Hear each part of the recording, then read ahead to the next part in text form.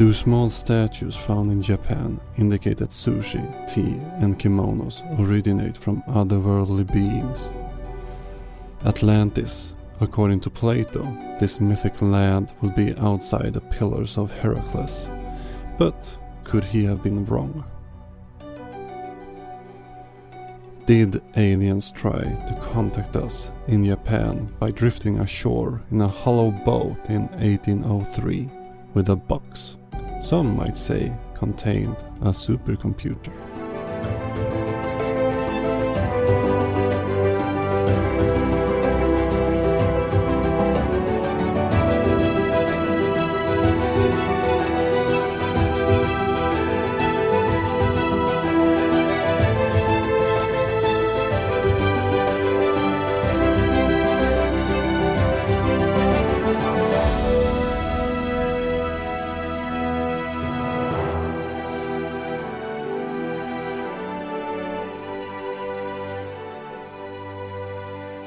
Hi, hello and welcome to Digging Up Ancient Aliens. This is the podcast where we examine the TV show Ancient Aliens. Do their claims hold water to an archaeologist, or are there better explanations out there? I'm your host Fredrik, and this is episode 10, and aren't we going to have a real treat for you today? We have left season 1 behind us together with Blake Smith from Monster Talk, so we're going to get into season 2 now, but this time, we will actually start to jump around a little bit. In the seasons ahead, we won't have the red thread through the season as in season 1 had. So this means that we might take a little bit things out of orders for, well, reasons you will soon notice. We will today break down episode 3 of season 2, called Underwater Worlds. Originally aired back in November 11, 2010. We also have a very special guest with us today, but before that, remember that sources, resources and reading suggestions are attached to the show notes, and of course you can find them on our website, diggingupancientaliens.com. There you will also find contact info if you find any mistakes or might have any suggestions or corrections. And if you like the podcast, I would really appreciate it if you left one of those fancy 5-star reviews that I've heard so much about. Well, enough of me jammering. Let's start the show. So, I want to welcome Teyha to the show. Welcome, Tehya. And could you please tell us a little bit about yourself? Yeah.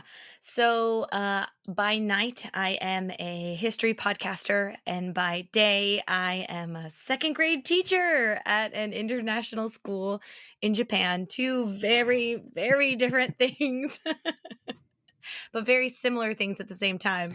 I have to be able to capture the attention of people in a very short span of time, and I have to capture the attention of children in a very short span of time. So actually the two skills are quite applicable to both things that I do.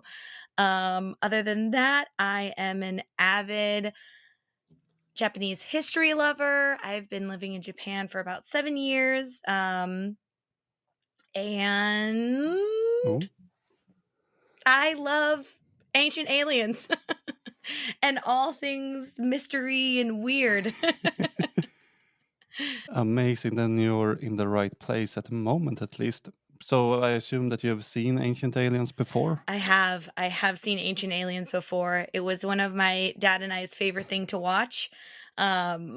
When it was super late at night and both of us couldn't sleep, and we'd go, Ancient Aliens? I go, yeah, Ancient Aliens. And we'd watch reruns of it. And it was really fun. I don't claim to be an Ancient Aliens expert, but I do enjoy the episodes a lot. Amazing. And have you encountered these claims in the episode before? Or was this first time you heard about the things that they bring up? Some of the things I had heard about before, but strangely enough, the things that they talked about in this episode in regards to Japan, I had never heard them before because they're so bizarre and so out there. And yeah, but I have heard of all of the things inside Lake Titicaca Atlantis, of course, everybody's heard of Atlantis. If you like weird stuff, if you even have a passing interest in history, you know about the legend of Atlantis. Yeah, and we will talk a bit about Atlantis. Actually, this is just one episode I have with Atlantis. I think there's 2, maybe 3 really? more with Atlantis. So it's more to come later Yay. on when I looked forward a bit in their schedule. But how about we dig down into the show itself? Perfect. Let's do it. So Ancient Aliens like to bring up these little teasers, so to say, before the very pompous intro they have. So we, for example, meet David Childress, that if you're new to the show, might not know, but he's a steady fixture of Ancient Aliens, and he usually have the most ludicrous ideas That's a kind about word. everything, but he repeats something from that's a kind word, very kind, liable laws and Right? everything like that. But he in the first season he talked about some 200 sunken cities in the Mediterranean. Guess what? We will not really talk about Mediterranean at all.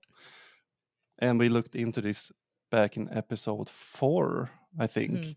And I could find a few sunken harbors that, due to, earthquake and things, slid down in the oceans. But the 200 number, a bit iffy at best.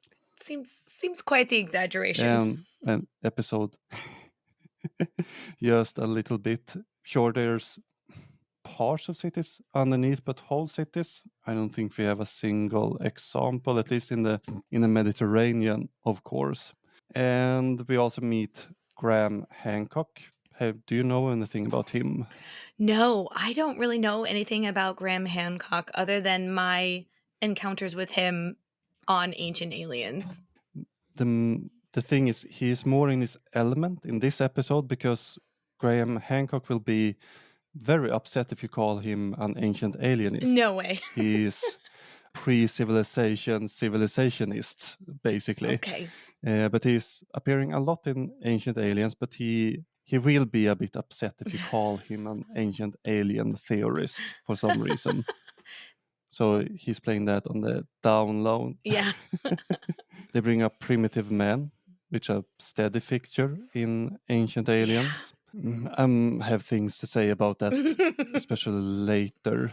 And of course, we will talk a lot about deglaciation in this episode, or they will try to. Psy realizing that, wait, Scandinavian Ice Age is different from World Ice Age. And it's good to understand that things have happened differently in different parts. So while you have sea rise in other parts of the world, in Scandinavia we have land rise instead, due to the land or ice mass from the big glaciers. They push down the tectonic plates. So when the ice have disappeared, we actually have a rise in Scandinavia. So we watch the old shorelines instead. What? So we actually get more land instead of less. I had no idea. Yeah. That's so interesting. Maybe Scandinavia is just going to... Scandinavia will rise up through the sea and take over. Yeah, that's what I was thinking. Scandinavia is just going to turn into Mount Olympus. And yeah, basically the Baltic Sea was actually the Baltic Lake, which fit the Swedish saying, because in Sweden we call the Baltic Sea the Baltic Lake, actually. So for us, it's a lake, but just a really big old lake. It's a really big lake. Yeah, let's move on. We have the pompous intro. Yep. And then we open up the show itself on Atlantis. Yes. Of course. Yes. If you want to talk sunken cities, you sort of need to bring up Atlantis. And have you been well traveled in the Atlantis myth or legend, or what we want to call it? I have been well traveled in the way that most 90s kids are, with that one animated movie about Atlantis. And also my weird junior high school obsession of finding Atlantis. I thought it was going to be me. I was convinced I was going to be a marine biologist and I was going to be the one to find Atlantis. So that's about as well versed as I am in Atlantis history. So what was your pet theory on where Atlantis were located? If teenage Teyha could... Oh, teenage Tehya was convinced that it had just sunken not into the like past the ocean, and now it was in a hidden little cave area. Like we had to dig through dirt and the tectonic plates to get inside, just like in the actual movie, or the animated movie. Where Yeah, I was about to say that. I was like, oh my gosh, this is 100% accurate. How did they get these animated characters to actually go to Atlantis? I believe this. Yeah, but that movie was actually pretty good. It was such a good movie. What I can remember now, some 20, 15 years later, or how old I am now. Maybe it's best to not think about that. I don't want to think about how old that movie at least. is. let's not go there. Let's not go and look it up. Right. I can add it in post. Yeah. But have you read the actual books that the Atlantis legend are based on? The Timaeus or Cretas? I haven't read them. Greek history and mythology weren't really my thing. I was always a big fan of Japanese history. I have a lot of things to say when we come to the part about Japan. Yeah. But I would love to hear more. Please educate me on this. So basically, what they're talking about, Atlantis, is an invention of Plato, who is part of the Socratic school of philosophy. Or there's a discussion if Plato invented Socrates or if he actually was. Yeah, but that's a whole different discussion. But the books that this Atlantis legend comes from are named Timaeus and Cretas. And it's actually two people. That's part of the dialogues that Plato had written up. So there's a series of 4 books. And in the last 2, we have mention of Atlantis. So in Timaeus, Cretas, who is a statesman in Athens, bring up Atlantis as the most advanced civilization that he could think about, at least. And he just mentioned it in passing when Timaeus has his dialogue. And in the next session, we move on to Cretas, who's going to tell a story, he says, even in the text. So he claims that because my theme is more difficult, I shall argue that it seemed to speak well of the gods than to men is far easier than to speak well of men to men. So basically, he wants to talk about hubris and how much easier it is to, insult gods in the end. Than it is men. Men to men. Yeah. Than it is men. Because men is the only important part in Greek. Truly though. history, unfortunately. But if you understand Plato, you understand that the story about Athens is an allegory for a civilization who stops caring about the gods and what happens then to it. And basically they stop caring about the gods and just want more and more. And in the end, they just fall to pieces. It doesn't matter how good or fantastic or well advanced the society is. If you don't care about the gods will punish you, as Greek mythology usually brings up quite often. And they move from this to Poseidon. Yeah. And if you don't know about Greek mythology and ancient aliens, yes, the Greek gods are aliens. It's good to remember. Good to remember. The Greek gods are aliens. Yeah, so it's interbreeding between aliens and humans is what they want to describe in different variations. So weird. Because they don't really understand that part themselves, because it don't add up. Yeah. Because either humans were wholly invented DNA-wise from the aliens, or the most extreme theory is that we are aliens who time travel because we travel in the speed of light and then ended up on Earth. I like that one. I like that one a lot. Yeah, it goes full circle on the Right, crazy. I know. Yeah. So we are looking for We're ourselves, just looking for basically. ourselves. But isn't that what we're all already And it's not doing? me. We're all just looking Yeah. for ourselves in the end. We are on a mission to find our inner self. That's our alien self. Exactly. Yeah, I buy Yeah. it. But that's the most extreme. And it's not me that's twisting words. I think it's back in episode 3 they bring this up, if you want to go and double check. But yeah, they have some fantastic ideas, to say the least. Yeah. Kritas himself brings up that the Atlantean? Atlanteans? I think it's Yeah, Atlanteans. Atlantean, I think they are called. Yeah. Atlanteans? Yeah, Atlantean people Yeah. stem from Poseidon, and yeah, but it's not his first human female that he encounters. And you bring up Zeus, which is In my notes. great example of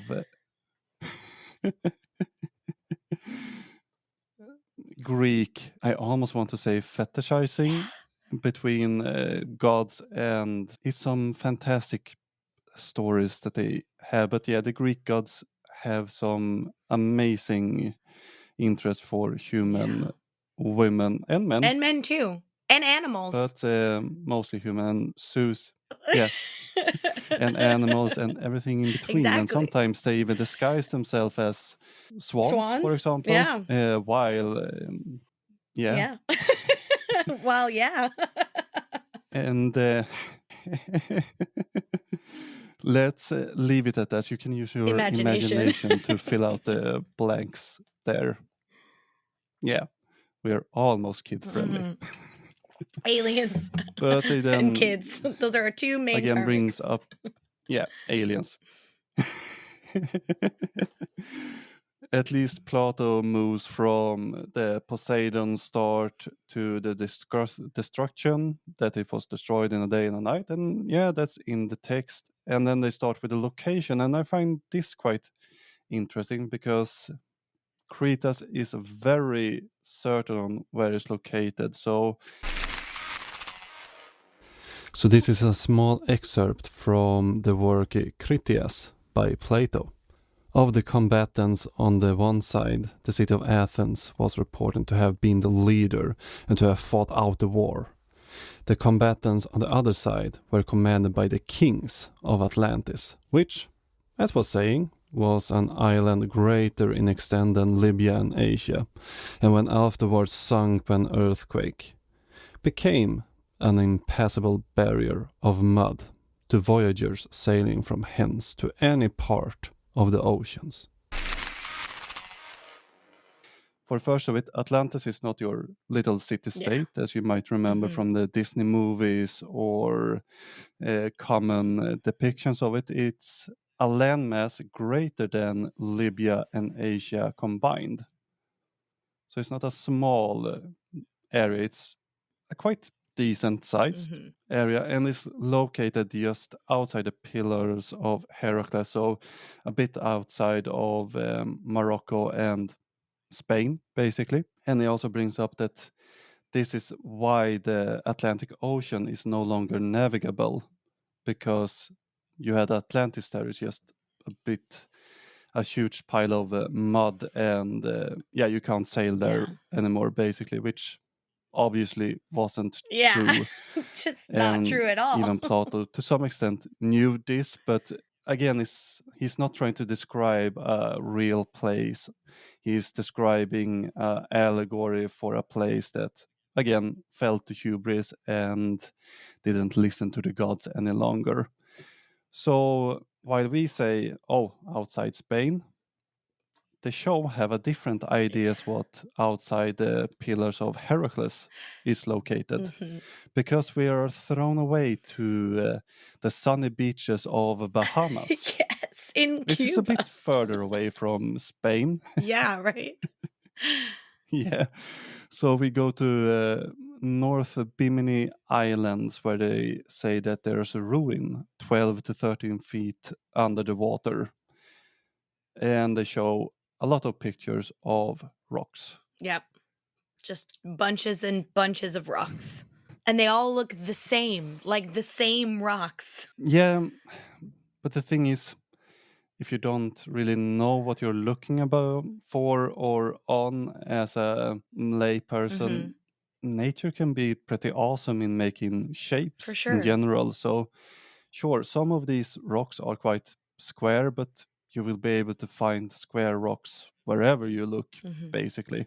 And if you don't know what you're looking for example, on excavation with new archaeologists, especially on their first dig, you have, oh, look, I found something, even if it's just down 2 centimeters in the ground. Right. And but no, that's a rock. Right. Throw it away. And then, oh, I found something. No, that's a rock. So it's a lot of I found something, and look, this would have carvings. No, that's ants. So if you don't know what you look at, things will look strange, and nature is quite awesome on making shapes in general, but doesn't mean that it's human made. And you found some study here, I think I see in the notes. Yes. So, with these stones that were found in the Bahamas, it said in the episode, it was talking about how they were clearly man-made with tools, and that some whatever archaeologists were down there found tools next to these rocks, but they never showed us the tools.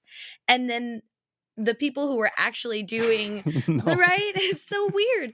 And then this guy J.A. Gifford and M.M. Ball in the 1980s were actually doing research on these formations that were found, and they said, quote, we saw no evidence on any blocks of the regular or repeated patterns of grooves or depressions that might be interpreted as tool marks. So there were no tool marks on the stones that were said to have been found with tools next to them. Oh, P.S. And by the way, we're not going to show you the tools. You just have to believe us that there were tools there.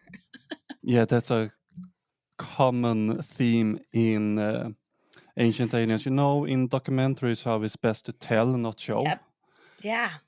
That's ancient aliens' Don't show favorite anybody. thing. Oh, we find these amazing things, but let's show you something else instead. We can tell you about it. Pivot.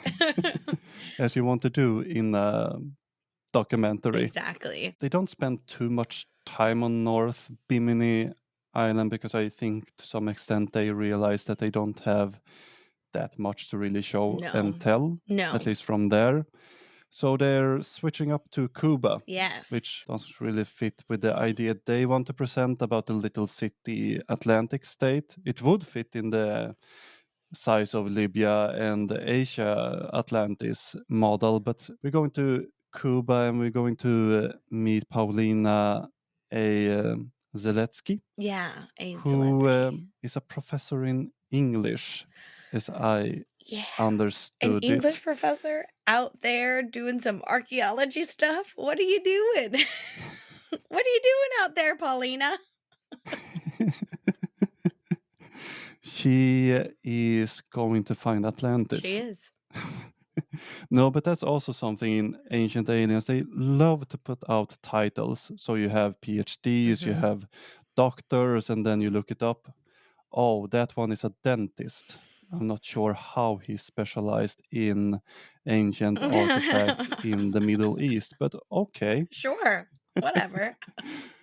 Sure, you can have it. Yeah, we'll give it to you, Ancient Aliens. As a little side thing, but I wouldn't call him a specialist, and I would not use my degree, for example, if I were to talk about something not related to said degree. But of course, it sounds better and makes the viewer to feel that, oh, this is a doctor. Of course, he would know what he's talking about. Again, because they don't really tell you often what they're a PhD in, where they work, or anything like that.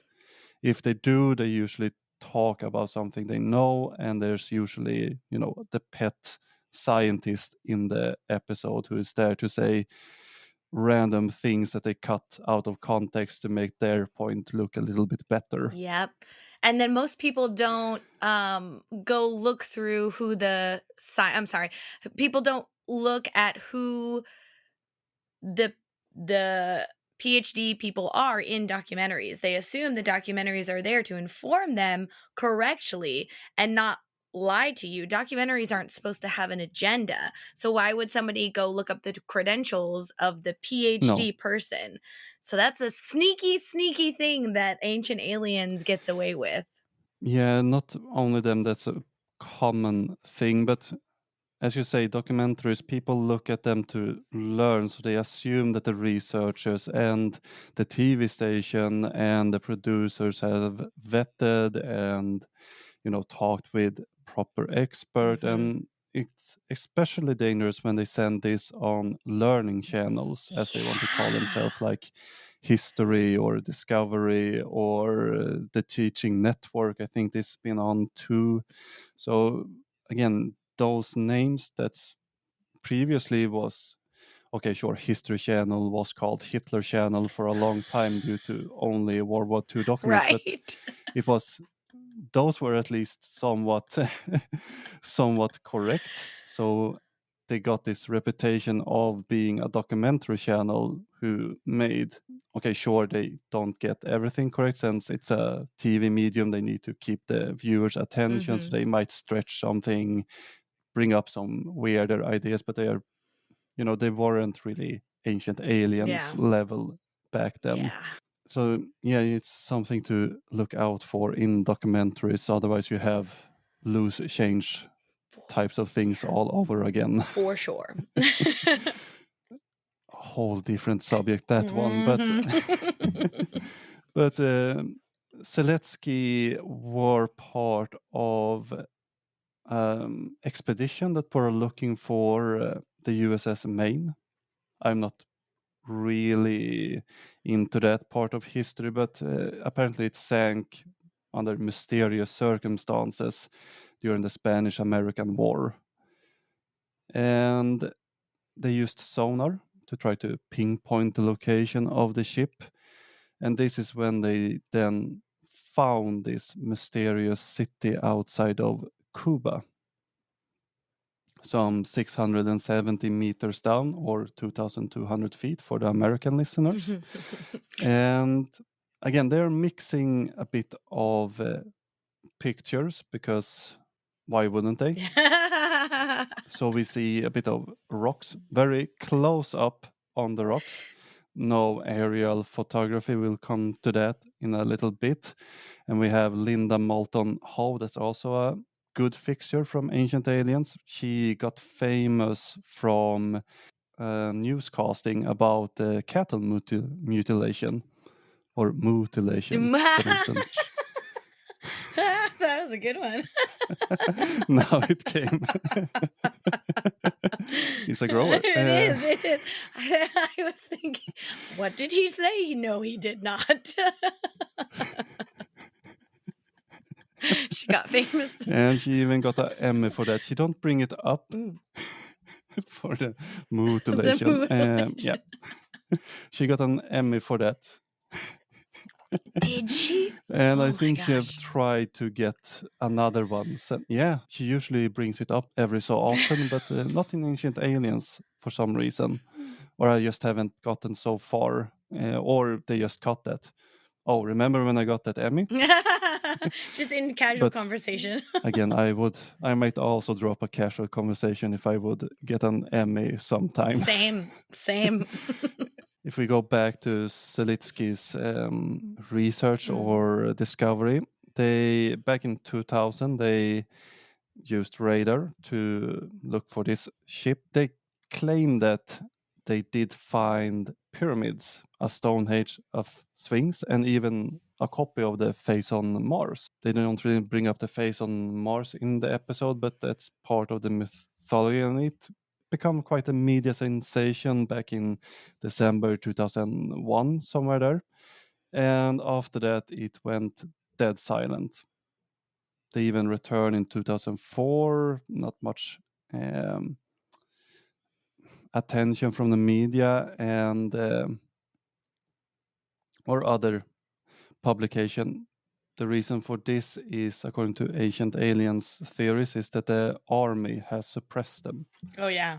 so they can't go back and film and present. But then they do go back because Malton Howe, as I brought up, she is on location here on the boat, looking at the radar that seems to show some square structures, and they bring it up in the episode. They don't really bring up the clear old images because they were very brushed up, but they show images of what they want to call the complex, and you see squares that they've 3D models. The thing is with radar that you can't really get this really nice degrees on the angles. Yeah.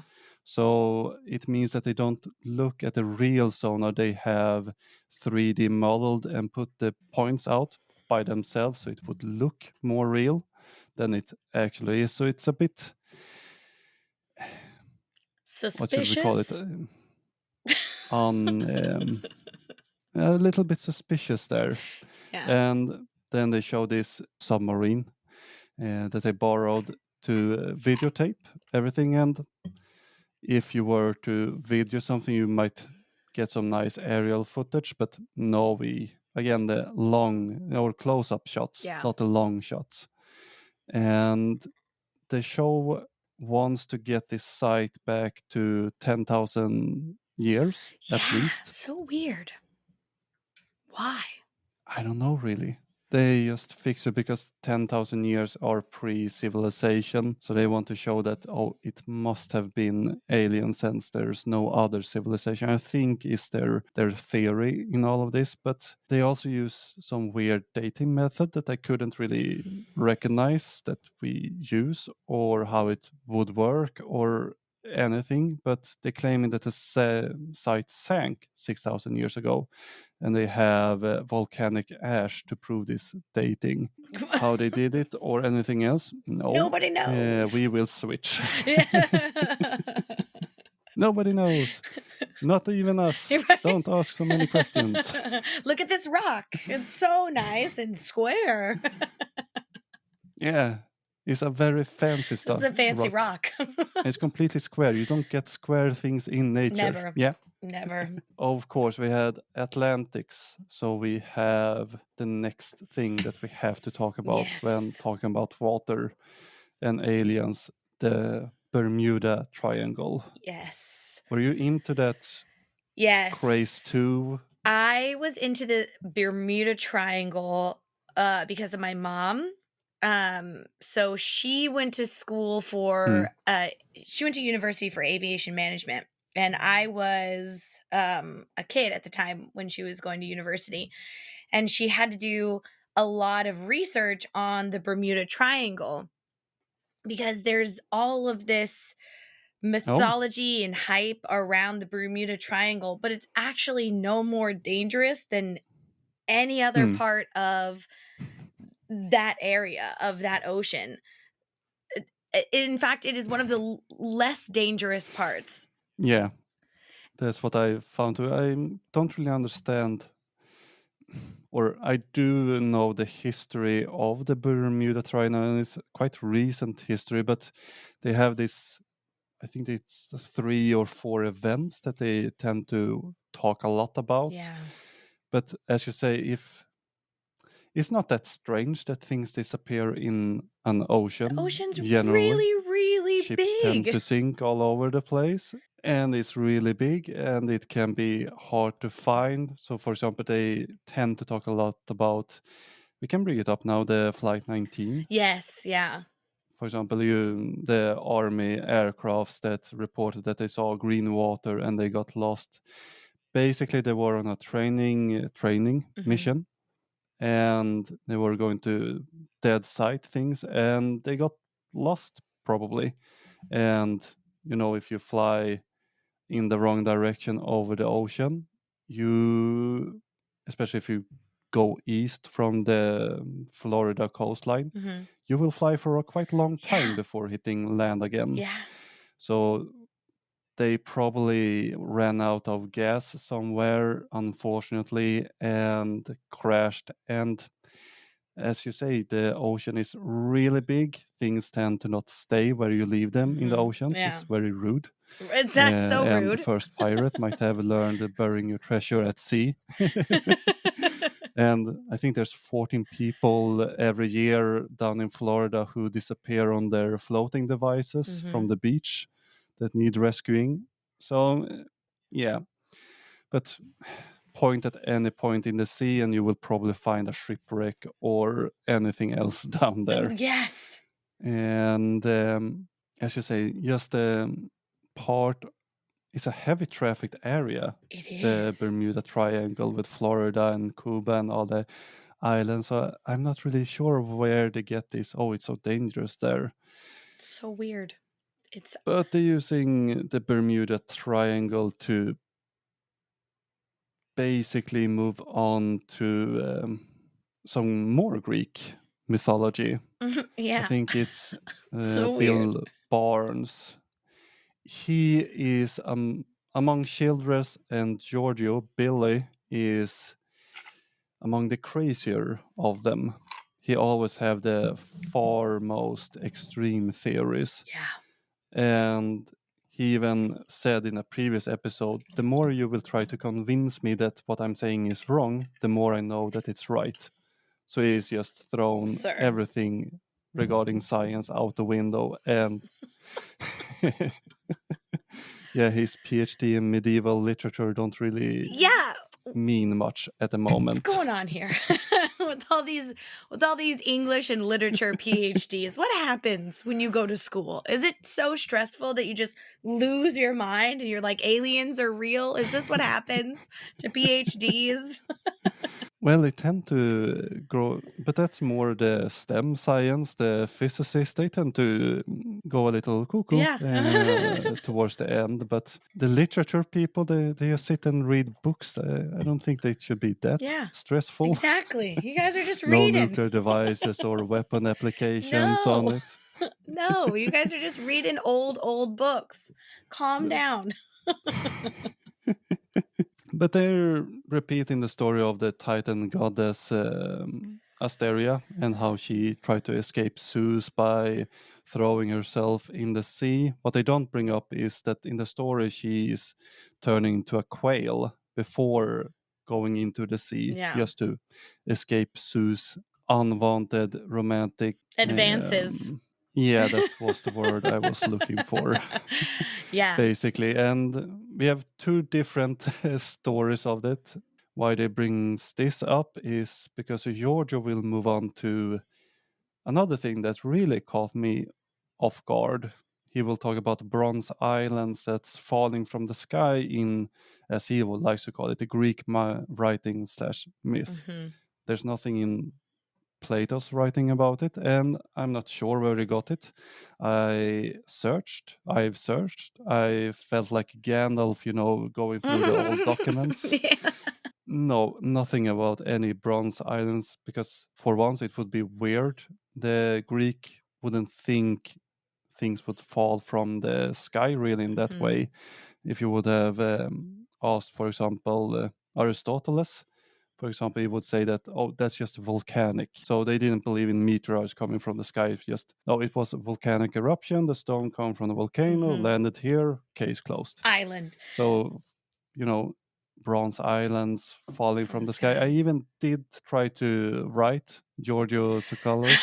I have not saw heard back that from in your him yet. notes. That's Any day. so funny. The only thing I could think about when he said that he thought that the islands fell from the sky is Japan's origin mythology has like the islands were formed according to Japanese mythology by the goddess Amaterasu dipping her sword and like the water droplets from the sword fall into the ocean and form islands, but that's actually not the real story. That's just like a pop culture story. So maybe he got it wrong and was like, yes, this is a great idea. Let's bring it to ancient aliens. Instead of water, we're going to make them bronze islands. Yeah, that could be something. It's not, I wouldn't say it's beneath Giorgio to maybe mix up myth as he see fits. I know, for example, he will adapt his theories depending on what he wants to say. So, Yeah. for example, in a previous episode, he talked about the humans in ancient times. How could they know that the Earth is round? They thought it was flat because that would benefit his point, and we all know that the ancient people didn't think that the Earth was flat, but it fitted him at the moment. But he will later in this series say that the ancient people knew that the Earth was round. Pick a side, Giorgio. So again, he will adjust his narrative. No, if you're on all sides, you're always right. Always the winner. Makes research a lot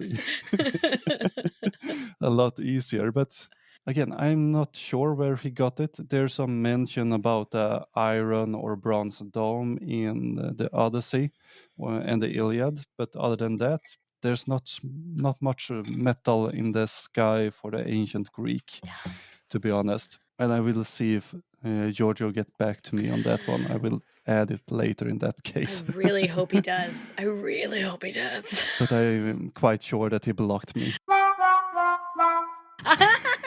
Yay, that's like a feat. Let's hope. Put that on a resume. Let's see how many of them that will block me before I'm done with this series. But talking on islands and Japan, I think we should move on to another part of the world that you might be a bit more familiar and at home with. But you had never heard about the, how would you pronounce that, the Yonagi? Yonaguni? Yonaguni is what it would be. And I asked my husband about, I'm sorry, my cat, sorry about that. I asked my husband about the... Don't worry, we like cats here. She's coming in to say hello. Waffles! Okay, get some love and get out of here. Oh. So I was rewatching the episode this morning just to get a refresher on that. And my husband was over here, and he's Japanese. And I looked over at him and I asked him, "Have you ever heard of the Yonaguni?" And he was like, "What? The island?" I was like, "Yeah, the island." He's like, "Yeah, it's in Okinawa." I was like, "Have you heard anything else about it?" He's like, "Nope, nothing." So apparently it's not that familiar. I don't know. I'd never heard about it before watching this episode. I think I've heard it in Crossing previously. No, it was the lady who bothered me about the Bosnian pyramids who brought that up too. Oh, really? Don't mention that you're an archaeologist or studying archaeology to random people, because you will get assaulted by weirdos.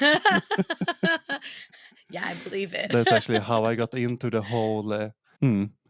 Yeah, we will definitely get more of this, but they talk a little bit that the Yonaguni monuments or city, or what we should call it, were found somewhere in 1997 by, I'm sorry for this, Hishiro Arati. Where are you at? Oh, I can Hishiro barely speak Swedish. Hishiro Arataki. Hishiro Arataki is his name. I will just cut you in when I'm trying to pronounce Japanese names. Perfect. Do it. But Hishiro found the complex in 1997, and the show say that experts call it a marvel in underwater archaeology. What experts don't mind that. And now we will meet a lot of Graham Hancock, because this is his bread and butter, basically ancient civilization that predates modern thoughts on archaeology. And we also meet Masaki Kimura, Perfect. who are one of the, not discoverers, but the bigger proponents of the site. And he is an actual geologist. But we have to remember, smart people can believe weird things too. Yeah. I think he have thrown his geology degree out the window because his pet theory wouldn't fit within the frames of it. But he talks about tools and engraved stones. Again, the show doesn't show you. Again, tell, don't show, as you do In a documentary. movies. And in Gravestone. And I went to Kimura's report for a conference that he made.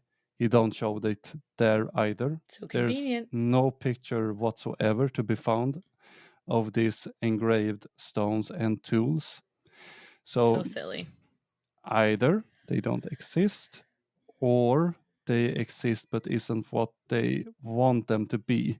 So, for example, an engraved stone would, for someone who is traversed in that type of studies, would definitely be able to differentiate between a natural engraving, or what we should call it, a natural mark on the stone, or a human-made mark. For example, here in Sweden, we have a lot of holes in bedrock in mountains, and those holes comes from rocks during the glaciers. When they moved backwards, they made stones spin beneath, What? making dents in the mountain.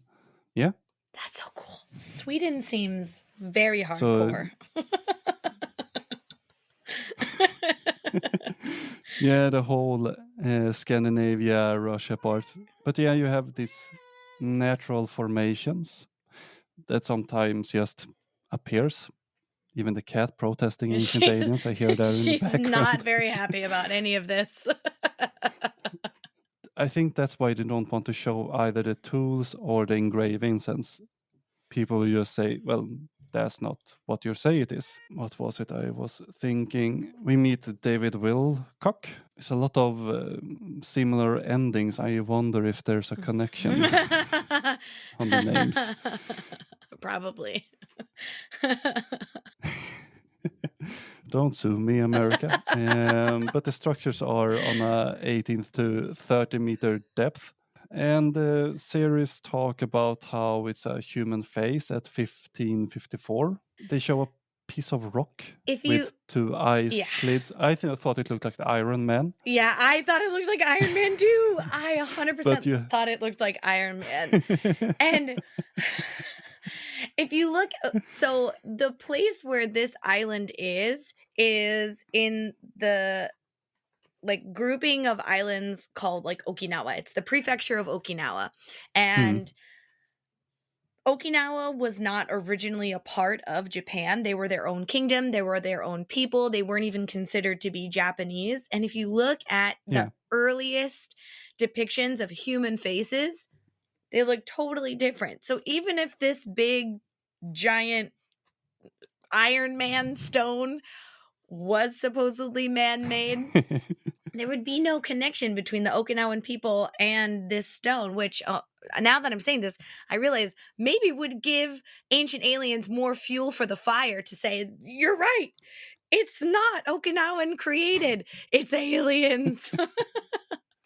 Take that back, edit that out. Don't give them that. Yeah, they would bite down on that.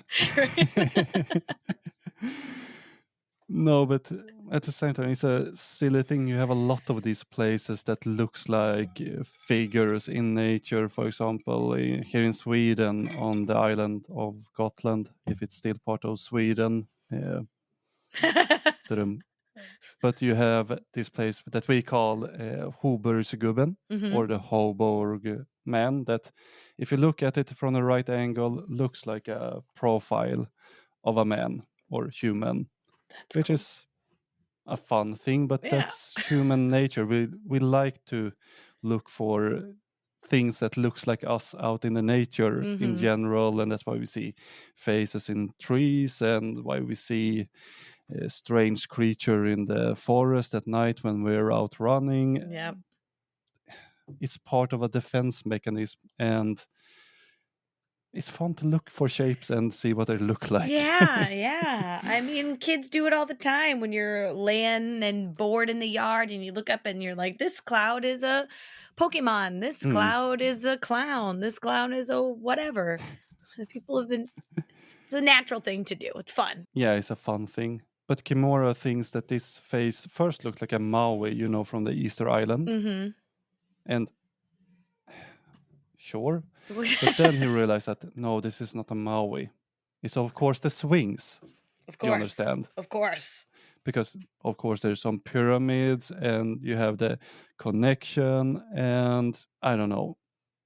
They kind of drop it somewhere there as far as I can remember. But again, they have these close-ups on stones, because if you look from the big pictures, you will realize that it's just stones that you can find everywhere else. So Kalis think it's hilarious that when he says that either the ancestor who built this structure had scuba gear, or it was not built, or it was built when the seawater was lower. Or, now hear me And out. he loves to have these. It could just be a natural phenomenon and have nothing to do with people. He loves to bring these extreme examples of, oh, either listen to me, either they had rocket engines and laser pistols, and they had to be upside down and hold their breath for 200 minutes. He loves these extremes examples. And then he pitched or it was aliens, because did you hear how ridiculous it sounded when I said it the first time? Right. Aliens seems more reasonable Right. compared to that, right? Rocket pistols. Don't be silly. It was definitely aliens. No, with a levitation gun, of Right. course. Of course. Don't be silly. Yeah, so they want to say that when the sea level was lower, it was basically some 14,000 years ago, when we were just primitive hunter-gatherer. And I got a bit upset at this point, because on the screen, when they say these primitive hunter-gatherers, they show something that they want to depict as humans, but maybe for me it looks like maybe Homo erectus, or earlier Homo human people, but showing them hunting some holy rhino with simple stone tools, and then Yeah. they put this primitive above it. But that's, I don't know, they have this weird fetish by calling humans primitive, in a sense that they are stupid, Yeah. because they don't use it that it's primitive technology, it's primitive humans. How could they have the intelligence to do this?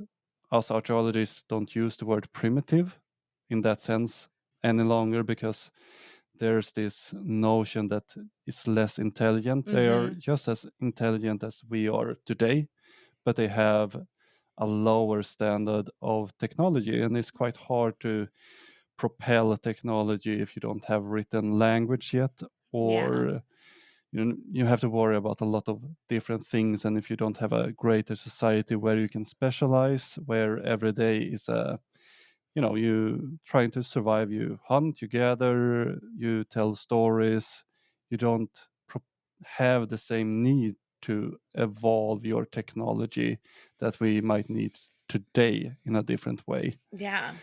But yeah, they talk of these primitive people that made me quite upset, Same. and that they will continue doing previous in the And just that picture was It was wow. horrible. They Who made really that wanted picture? to make sure that you got. I have no idea. I will try to look it up later on and see. I will try to put something in the show notes if I can find some Thank you. non-copyrighted Image. thing, because it's a horrible picture, Yeah. basically. I just want to talk to the artist. I just want to talk. What's up? That's it. What's wrong with you? What the heck is going on here?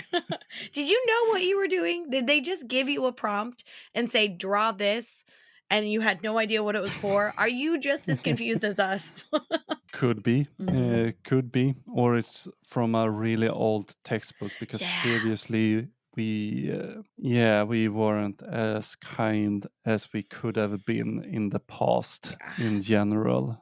So it could be in some old school poster, actually, from the style. Yeah. I will try to see where it's from, but they, in the shows, also talk about human fossils. And when you say fossils, it needs to be old.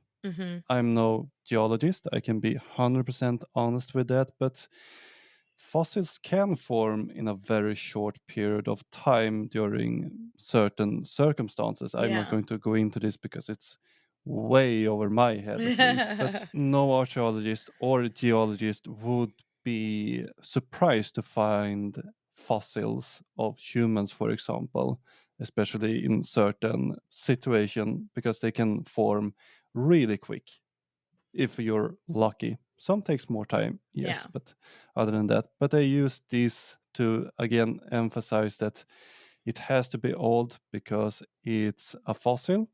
And during this period, we were so primitive. We didn't have society. We couldn't even think on how to plan a society. And so they talk about the periods 10,000 BCE. So I go and look up a little bit, and we have Göbekli Tepe, for example, 9,500 BCE. It's the earliest date, so 500 years after. Just 500 years. They could plan a whole temple complex, just 500 years. That's fine. And then Wall of Jericho, 2,000 years later. Again, it sounds much, but it's not like Wall of Jericho popped up on 8,000 BCE, New Year's Day there. There's a lot of evolution behind it leading up to that point of that building. And we have Shiro Krita from 7,000 BCE. And we, again, move back to Bermuda's Triangle, because, of course, this monument is in the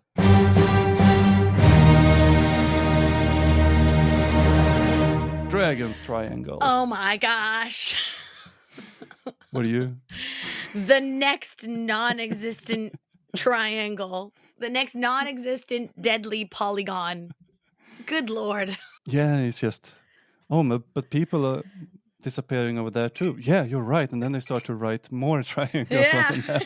Let's just draw a bunch of triangles, look inside the triangle, and see if we can find any ships, because I'm sure that there's going to be some there, and that can be the next deadly polygon in the ocean. It's going to be great. Were you familiar with Dragon's Triangle at all? Yes. I think it was one of the first times I heard it, at least heard it and paid attention to it. Probably come across, but you have encountered it before in your Bermuda phase, or it was in my Bermuda phase. Is it a common myth in Japan? I don't know if it's a common myth in Japan. I don't think so, but I came across it in my Bermuda Triangle phase because I was convinced that my mom and my dad, my dad was in the military, and he would fly to Japan a lot before I moved here.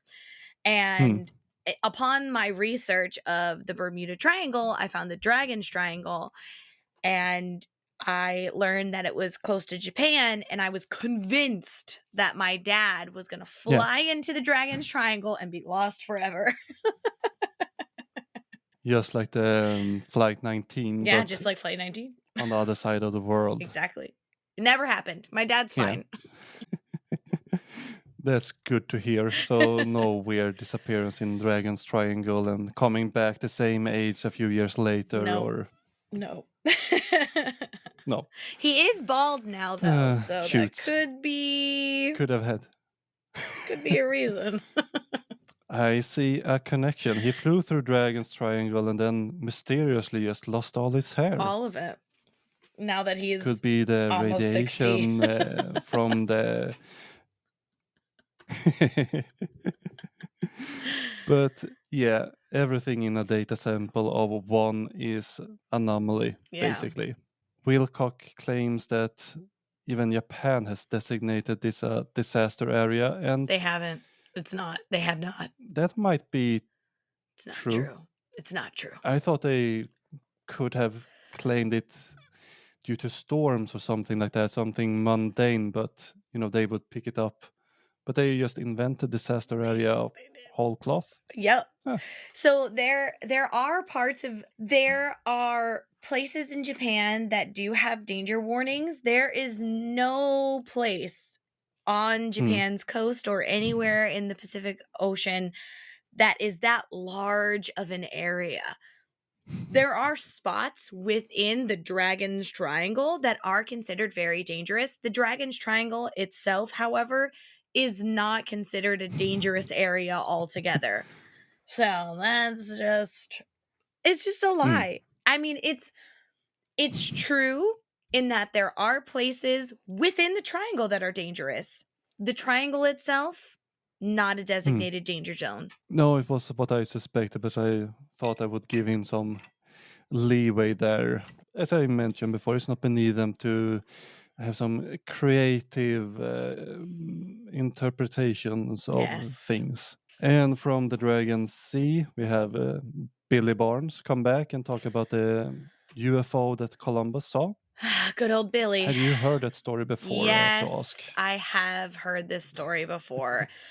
I was reading a book called I think I have it on my bookshelf over there. It's called Over the Edge of the World, and it's about Magellan's circumnavigation around the world, and he also saw these strange lights. I forget where it was, but it was around the same location as where Columbus reported to see the UFOs. And Columbus didn't use the word UFO. He said balls of light. That's what he said. No. Yeah. So yeah, there is a natural phenomenon, and I forget what it's called, but it's where like static electricity has nowhere to go or something like that over the like open ocean, and it forms these balls. It's a real phenomenon. It's a documented scientific phenomenon where these balls ball lighting. We talked a little bit about it. It's so you exactly can what have it these is. balls of light. It could be. We covered this back in episode 7, and there's multiple theories. So, as Columbus described it, he saw the light from a wax candle. So that's the whole fantastic description. I went back to the logs to double check that because, of course, I can't trust ancient aliens. But the theories around them are either you have the ball lightning, that static electricity charge up to this little ball of light, which do happens, or it can be as mundane. You have these little sea creatures that during mating periods flies up like these light flies. What's it fireflies. Called? Fireflies. Yeah, like the TV show. But these little fireflies sort of sea creature flow up, and he saw just the ending of the mating scene when they were going back into the oceans. Yeah. So there's several different things. Until we see it again, we won't really be able to say what it is. So it's a little mystery, but I don't think we need aliens to explain it in the end. Why they bring it up here, I have no idea, to be honest, because it didn't really fit in the show at all. Felt like we are a few minutes short.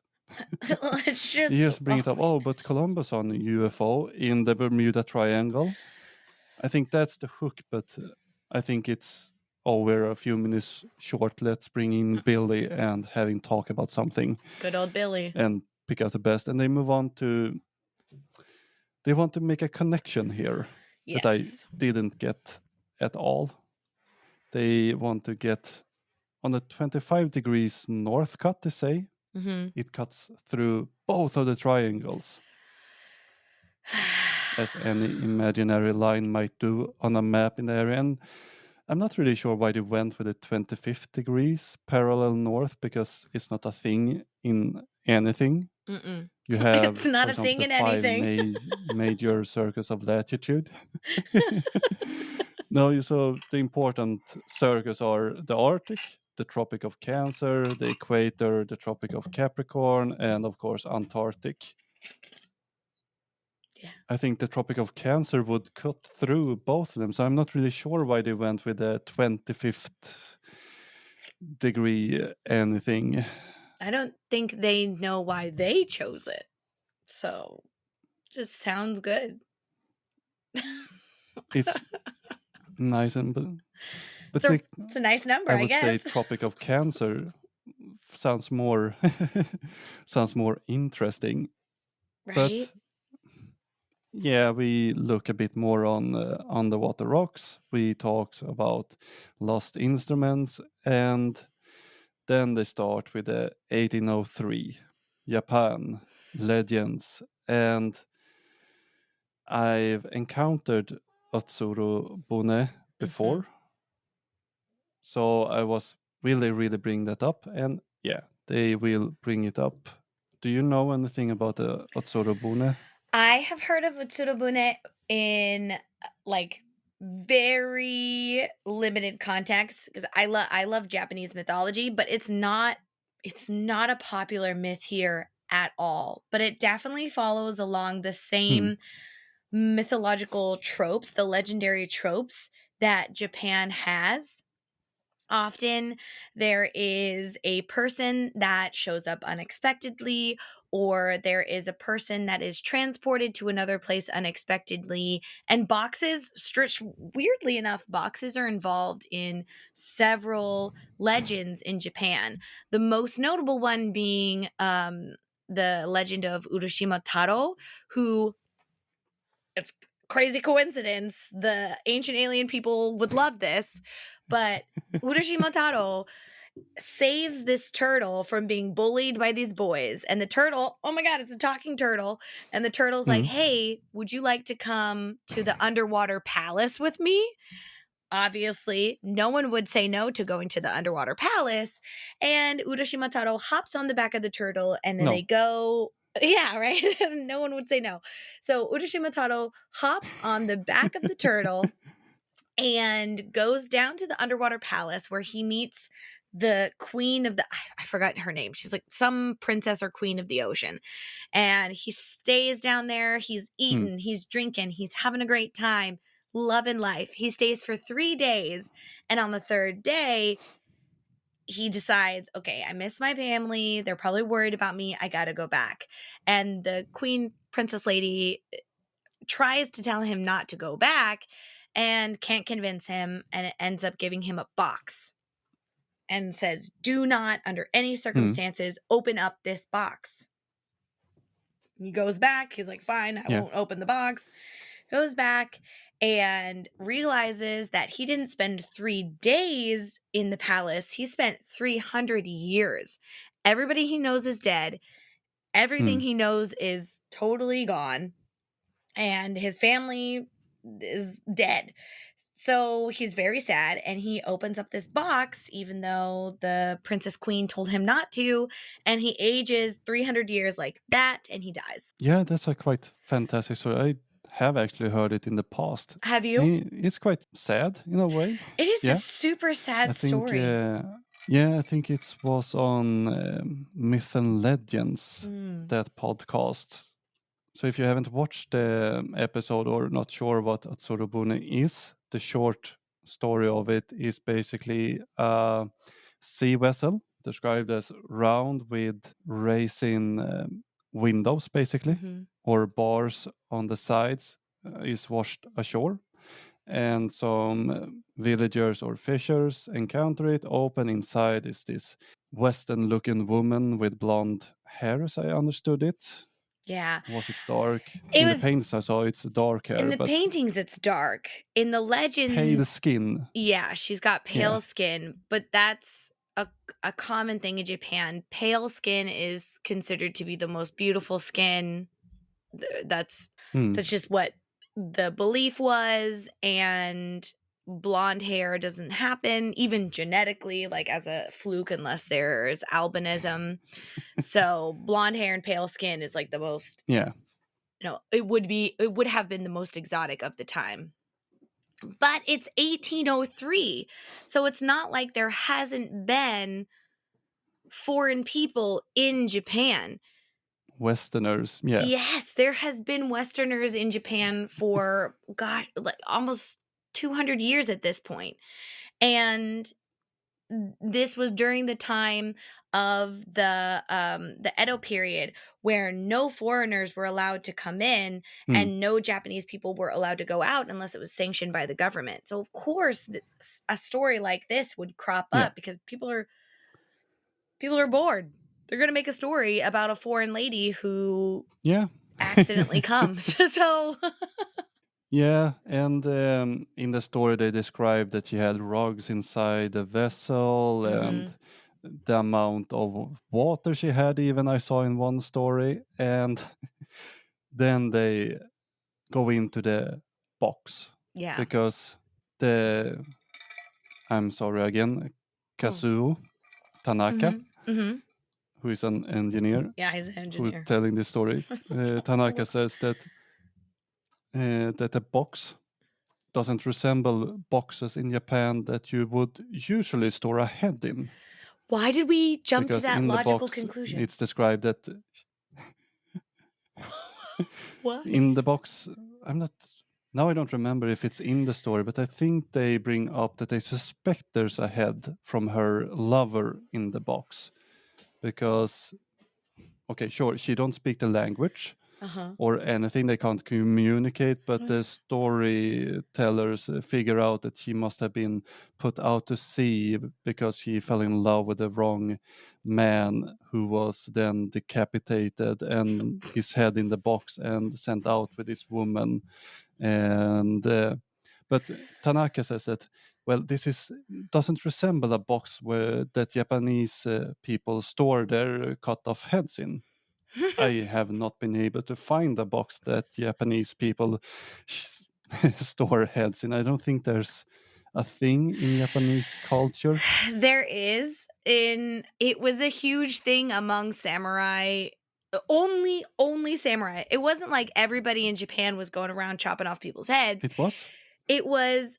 It was among the samurai class that you would chop the heads off of your enemy, only other samurai, and present them to whoever your leader Hmm. was, to get kind of like more clout, to get more recognition as a samurai.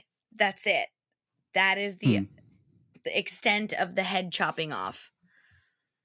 It wasn't like a punishment thing. It That's wasn't. pretty cool. Yeah, it In is a super sense. cool. Yeah. Yeah, that they actually, but they had specific boxes to present it for, because I think it's Usually, quite cumbersome to have, I don't know, a squire run around with your head boxes after you during battle. yeah. Only super elite people would have their heads put in boxes. If not, you would just like put it on like Hmm. in a bag, or you would put it on a pike or something like that. If it was Yeah. a higher up samurai that got their head cut off and you were presenting it to your higher up, then you would put it in a box. But the box, it wasn't like a special kind of box. It was Hmm. it was basically a rectangle that opened up from the bottom. So the base was here and like this, and you would open up the box like this and present the head. Yeah. And it usually had like, it was a lacquer box with a symbol on it sometimes, and sometimes it wasn't, but it wasn't like an elaborate box. It was just a box. It was a rectangle. That's it. It was usually just a black box. Sometimes it was brown. That's all. Mm. But maybe it was a yellow box, so then you wouldn't store your head in it. You never store your head in a yellow box. That would just See, he be is onto something here. inappropriate. No, you can't. That would be silly. So silly. But the story continues that they try to talk with her. She don't speak the language. They don't speak her language. And then they realize that her lover's head is in the box, and she has been designated to be cast away on the sea in her little vessel. So they put her back in the vessel, and out in the sea she goes. Because Savage. why not? It's so mean. Yeah, it's a quite mean end to the story, but again, since it's just a legend, and if you say that if during this period foreigners were not allowed to come in here, I guess it would make sense for them to, Yeah. well, back in the sea you go, you can't stay here, Yeah. sort of approach to it. But again, the ancient aliens want to tell you that this lady is an alien, basically, Yeah. and they want to say that the box contains some alien intelligent brain computer Yeah. for some reason, as I gather it. And I would say that's poor planning from the aliens to, oh, we're going to send them this lady with this advanced computer so they will get this amazing technology, and then they select someone who don't speak the language. Yeah. And And they don't even so put they it in the travel right head box. interstellar silly thing. And could you maybe explain what I found on Google when I misspelled Tsurubune? Oh, so what you found is actually a series of characters. So there's these characters called yurukara in Japan, and pretty much any organization, any city, any town, anywhere, any school has a yurukara. And you found, what yurukara did you find? Hold on, let me just, yeah, you found a cartoon. It's a little bit pixelated, but I'm pretty sure that you just found a cartoon character. Okay. Or a city's mascot. Yeah, that's the dangerous part of letting Google spell for you. Right. But from this Otsorobune, we move to Dogo figures Yeah. that I've never encountered at all. I can be quite honest to say that Japanese history is not been my cup of tea, so to say. Hmm. Don't really spend much time on university on it, and I got interested in other historic places. So in a way, it's quite nice to see these fantastic things. So maybe you want to describe the Dogo figure. Yes. I covered the Dogu figures in one of my episodes, actually, about Japanese tattooing. So the Dogu figures come from a period of time called the Jomon period. And this, I cannot remember if it's one of the oldest pieces of pottery in, no, scratch that. It is the oldest kind of pottery in Japan. And they are these little tiny Hmm. figures, and they're made of clay, and they've got all sorts of markings all over their bodies. The Jomon period was from 14 to, oh, I think you have it in your notes, 14 to, yeah, 414 to 300 Yeah. BCE. It's the oldest, thank you for that. It's the oldest civilization in Japan, and they are extremely sophisticated, which I hate using that word because Hmm. sophistication is such a subjective thing, but I don't know a better word to use. They had a pretty luxurious life. They No, ate it's really well. Yeah, thank you. Well, I don't know what word to use other than sophisticated. no. Yeah, I don't think we have a. For the time there, as I've come to understood it now, reading up on it a bit more, it's they seem to had a very great location. So they had plentiful fish, Yeah.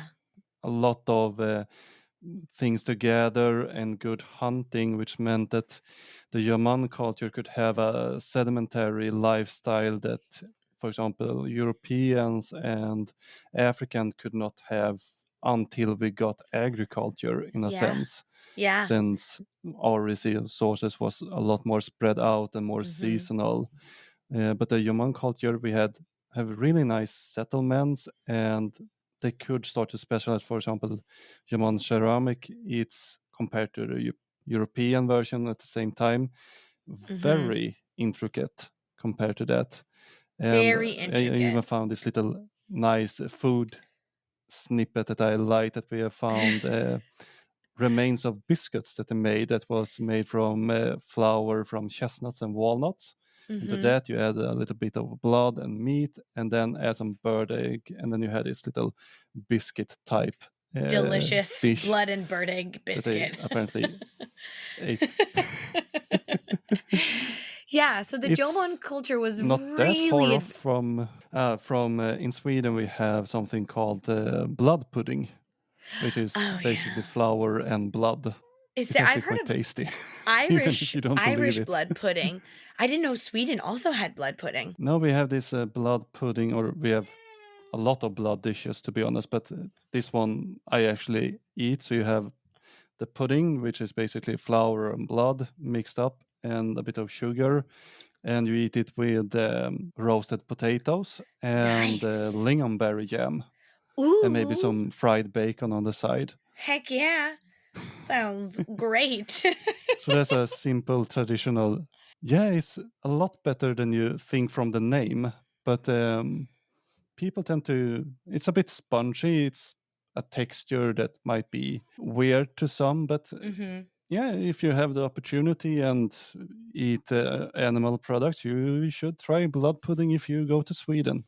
It's Yeah. better than the fish we have, the surströmming, the fermented fish. The fermented fish, yes. I have heard of that before. Yeah, No offense. Probably never gonna try that.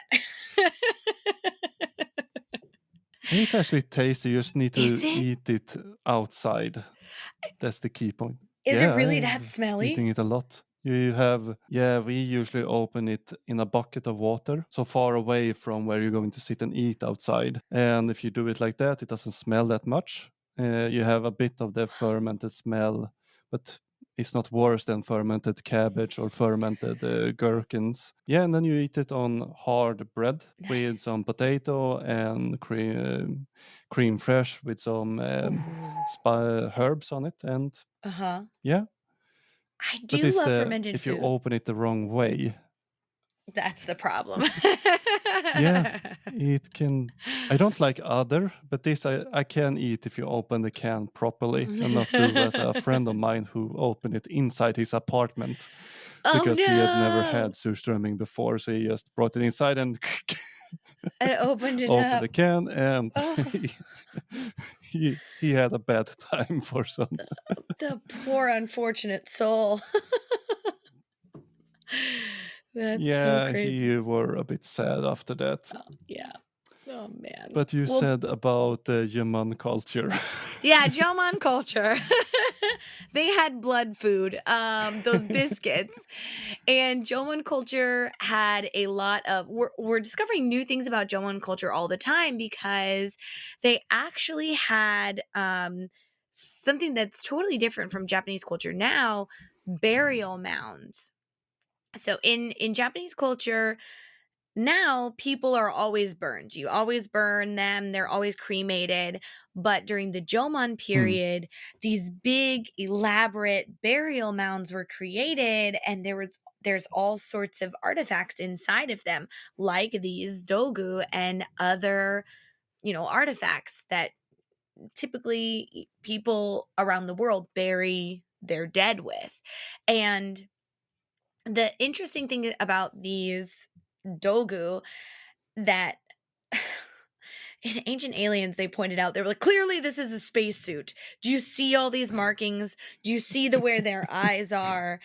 And do you see the connection between this and they made a connection with another culture's art, like little people statues. I forget what culture it was. Um, Yeah, the Hopi, the yes. Hopi people from America. Yeah. So they're very similar. And one of the reasons why they are similar is because human beings all over the world develop art in their brains about the same in the same way. So if you look at children from Japan and you look at children from America and you look at children from Sweden, at the same age or around about the same age, they'll have the same style of art. Usually humans, when they draw humans, the human starts out as a circle with eyes and little stick legs. And then as the kids get older in all three countries, they start getting more detailed. You'll have maybe a body, maybe the arms sticking out of the top of the body, and then the legs sticking out of the bottom of the body. Yeah. So not architecture, art, sculpture develops in much of the same way. So the reason that they look, not the reason, but one of the contributing factors of why they look the same is because of this weird developmental thing that happens across humans all over the world. Yeah. And the style of the Jomon of the Jomon statues is aligned with the clothing that they wore and the tattoos that they had on their bodies. So those bands that they had around that ancient aliens said, "Oh, these are clearly spacesuits." They're not spacesuits. They're tattoos and they're pieces of clothing, because the Jomon people then would turn into the Ainu people. And so the Ainu people are the indigenous group of people in Japan, and their clothes look very similar to the clothes that are on the Jomon Dogu statues. So make it make sense, ancient aliens. Yeah, and it makes even less sense because they talk about this ancient text, as Giorgio wants to call it. Again, we have this ancient text. What ancient text, you might ask? Yes. Because during the Roman period, as I've come to understand it, they didn't have a writing system. I think the earliest script is somewhere 400 or 500. You have some earlier examples, but as I understand it, it's more simple Chinese signs on imported goods. But the earlier script that they used for sure is 400 or 500 CE. And they then move on to saying that the Dogo people, since the Dogo is here alien people, they in these unnamed texts learn the Japanese culture, the kimono, the wasabi, the sushi, the tea, and even the Japanese language comes from these Dogo alien visitors. And I see that you're a little bit upset here. Let me tell you, I've never been more angry at watching a documentary, heavy air quotes, a documentary than I was at that moment. I don't know if you're looking at the notes right now, but I think I say no in capitalized letters like 6 times. Because this is not true.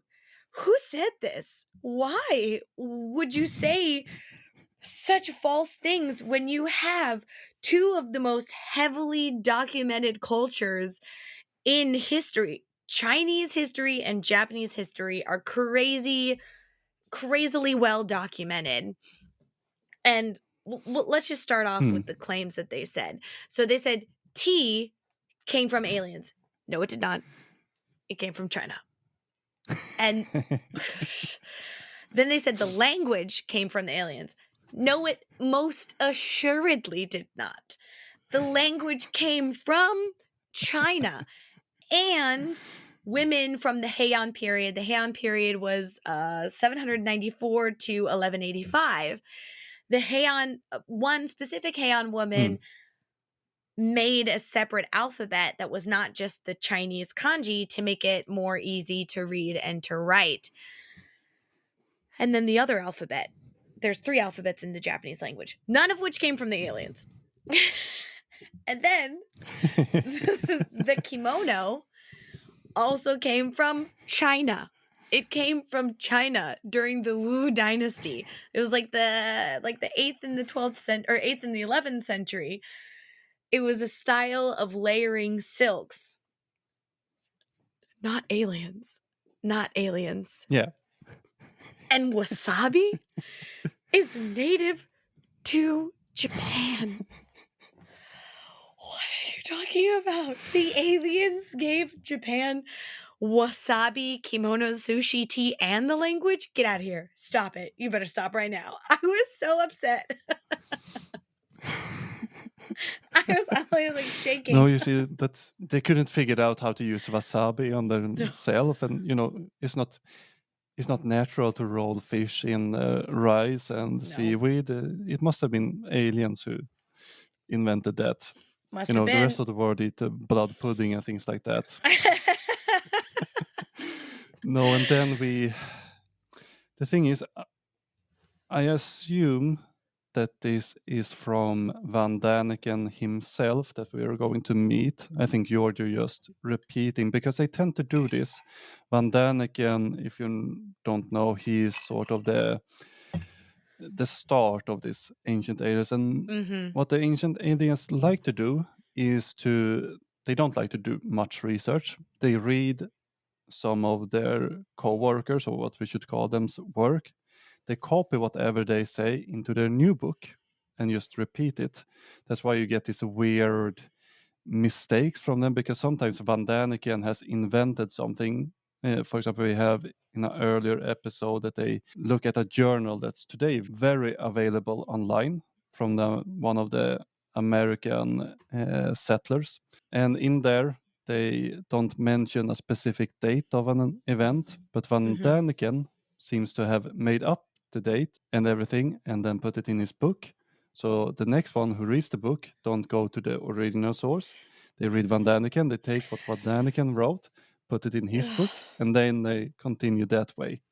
Oh my goodness. So I think this comes from Van Daniken, but Van Daniken thing I think messed up a little bit, because until now, the little Kachina dolls that they want to compare to the Dogo figure, previously they have attributed this to the Sunni people. So that's another Native American tribe in the Americas. It's correct that both the Sunni people and the Hopi people have kachinas in their tradition, but there's a huge difference between these cultures. The Sunni people have never trusted Westerners for obvious reasons. They have been burned before by anthropologists, so they keep their tradition to themselves. They don't like to talk to anthropologists. They don't want to share their traditions, and that's completely fine by everyone. But ancient aliens have used that as a way to get their alien theories inside, since the Sunni people won't say, oh, that's a bunch of bullshit, because they keep that to themselves. It's holy for them, so they don't want to share. But the Hopi people, it's very well documented. The Hopi make the kachina as a way to reflect on their own traditions. All the kachinas, the elements, all of that's well within their heritage, and they've documented it very clearly. And they talk to anthropologists. And little fun thing, the kachina dolls, they didn't exist until the 1700s. So the Dogo statues are they are not together at all in time, location, in the sense on how they are used. No. But they want to picture you that, oh, we talk about these things, so they should be at the same time. But no, the Kachina dolls are way later, and we have the origin very clearly painted by the people themselves, and they have explained in detail what all the little details are. So the Hopi usually have their kids make these dolls when they grow up, as a way to learn their heritage and their tradition, which I found a quite nice touch to it. So every child gets their own little Kachina doll. And then Van Daniken goes from the dolls to Africa. Yeah. Reasons. So we travel. They don't tell you what. They just show you a painting of what looks like a man, and it has spikes. I thought it looked like a bit punk, like some I don't know, Some spiked hair ancient or emo something guy. almost. Basically, but they don't tell you. They say rock paintings in Sahara, which Hmm. is not that known, but we're looking at, I did some digging on this, the Tassili Nadir, as it's pronounced, and it's a UNESCO site today, and the area has fantastic cave paintings. If you're interested in that sort of things, this area is very beautiful. And they have situations from hunting, everyday life, to even some more intimate PG-18 scenes, if you look it up. So they really document their life basically here. But of course, when you document your traditions and what you do, you will get these, as us archaeologists want to say, ritual pictures. Yeah. That looks a bit stranger. But this one, I did spend some time looking into it, and basically it's a human on the side, so it might be sleeping or something. But it has these necklaces you can clearly see on the picture, and the head, and then they have these spikes on the head. Yesterday I was looking at it and I realized that it's probably they painted over antelopes. If you look Mm. in the foreground of the picture, you will start to see that there's animals. So I think there's not a lot of space and they wanted to paint this person instead. That's why it has the spikes sticking out. Or it's something else. Anyway, it's not an alien, is what I want to Yeah, say. But it exactly. fits well within the site and the art form itself. So that's my pet theory. It doesn't need to be true, but it's way more I like likely it better than than aliens. depiction of astronauts. Yeah. Yeah, but for the life of me, I can't figure out the connection that Van Daniken can make between the Kachina dolls, the Sahara cave paintings, and the Dogo people. There's no connection in time, geography. They even not used in the same way, but he makes the line and aliens. Aliens. Aliens. That's it. That's all the connection you need. Yeah, so and the show don't really spend more time than that on it either, because we move Mm-mm. to India India. and combat, Why? because it has two sunken city, they claim. Mm-hmm. So we meet Graham Hancock, who is on a research vessel, it seems like, trying to find these two cities. And sure, they are correct that there's what I can assume harbor material in the Gulf of Combat. But the show wants the artifact to be dated to, I'm not sure if they say BP or BC, but 32,000 years something.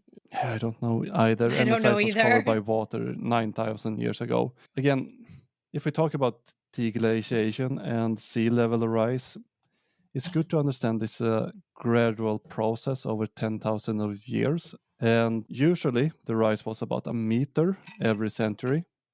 We have example of extreme sea level rise.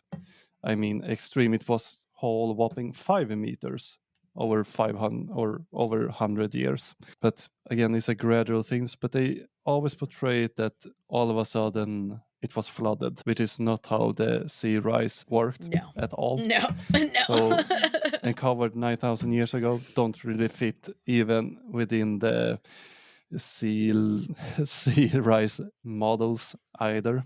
But I did manage to find some info about the artifacts, because I was even unsure, because you see a picture of what they claim is artifacts, and you can see what they claim is pottery or just stones, as I could see Yeah. at that table. I'm not sure actually that that was what they found, but they're saying that they did excavation. That's not really what they did. They use sonar, and yes, there's structures beneath there, but it can be from earthquake, mudslide, or whatever. It's a Yeah. harbor part of the time, again, like in the Mediterranean. And they didn't excavate with divers, they dredged. So what you do then, you take a net, you scrape the sea bottom of it, and then whatever comes up, you look at it. It's good if you want to just find something that you have lost in an archaeological context. That's the worst thing you can do because you lose all context that the artifact was found in. Underwater Yeah. excavation is tricky to start with. Dredging is not the way they would go at all, since again you lose everything. You have no idea where you found it, in what layer. You just have things that of course can be nice to look at sometimes. Hmm. But what they then dated is a piece of wood that they found from the dredging. Again, they don't know Where when the wood it came was, from. how it was, or how it was even handled. So the dating can be wrong because they mishandled the things, or it's just a piece of old wood that somehow has gotten mixed in, dropped from somewhere else, or whatever. We don't know. But Childress comes in and says that, oh, but Hindu scholars says that their civilization go back to 10,000 or 100,000 of years ago. I think they mean priest here, Hindu Yeah. priest.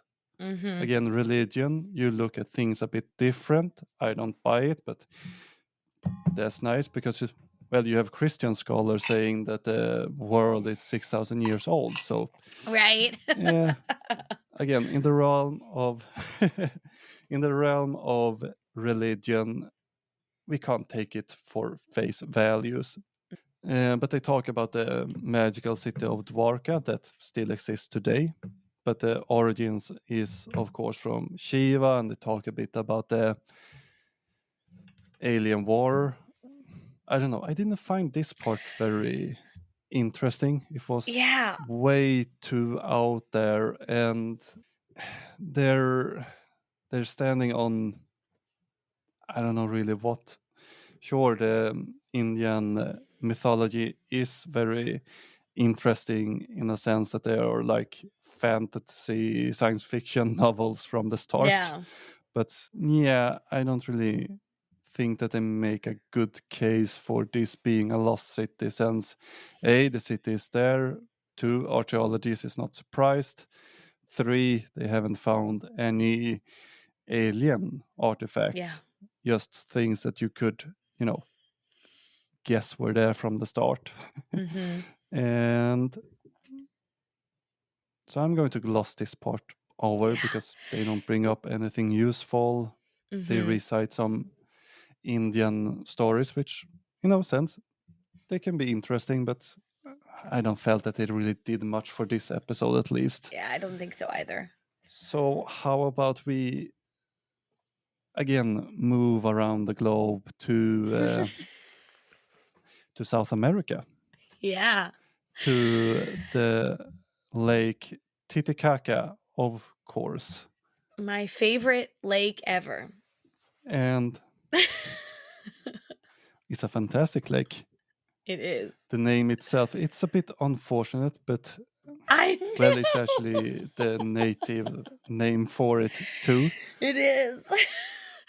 When I lived in the States, sorry, this a little bit of a side story. When I lived in the States, I was a world history teacher for junior high school kids. So that's the seventh Hmm? grade, year 7. And we covered Lake Titicaca, and we all also covered Djibouti. Um, and my students could not handle themselves when it came to both of those locations. And at the beginning, in my first year of teaching, every time I said Lake Titicaca, the kids would lose their minds. They would just die. They're all like 13, 14 years old, just losing it.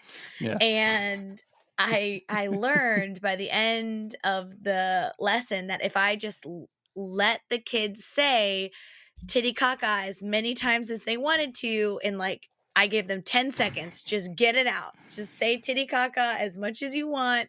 And then for the rest of the lesson, you cannot laugh anytime I say Titicaca. And they were like, yeah, let's do it. So at the beginning of every lesson, I would have 10 seconds and they would just yell and scream, Titicaca, Titicaca, Titicaca. Probably my greatest And teaching it did moment ever. work. It did. It worked. Then the kids didn't say Titicaca anymore. Anyways, sorry for that diversion. Brilliant. So if no, but it's great advice. So if there's any history teacher out there dredging their lesson on Lake Titicaca, now you have at least a way to deal with Exactly. your Just rowdy teenage student. let him get it out. But I want to just get it out there. Titicaca. Now we have said Titicaca for some time, so the listeners might have stopped laughing at least. We're good to go. But of course, we will bring it back to Tiwanaku, the famous ancient alien sites with the H block and sun portal. But we're not going to focus on that this time. We're going to see what's in the lake. And of course, they have found some legendary city of. I think they're just repeating Tiwanaku that they talked about previously, but yeah, a legendary city that nobody except ancient alien theorists seems to know about, which is interesting. Yeah. But yeah, the area around Tiwanaku and Lake Titicaca has been populated since a long time back. So you will have multiple cities, and you have little temples outside on the islands that I know about. You have the island of the sun and of the moon, and they have temples assorted with them. So this is a really big lake. And Childress talk about how giants created Tiwanaku, Yeah. which is not correct. And Yeah. previously it was aliens, he said in episode 1 in general. But anyway, Childress claimed that the archaeologist that was looking under the water found the remains of a 1500-year-old temple, which means that the lake needs to be artificial. How else would you be able to build under the water? And for this, he says that seahorses live in the lake. But seahorses, they live in the sea. How would Yeah. they be in a lake? In the lake. So, first of all, I see that you um, talk about the seahorses too. I also try to Yeah. look into it. I could find some reference to something called the hippocampus titacanesis, which is a mouthful. Yeah. So, but that's one example, and nobody has really seen it since or before. So, if it's there or not, it can be a discussion for a biologist. I'm not sure. When we have an example of one, we can usually be a bit skeptical. Yeah.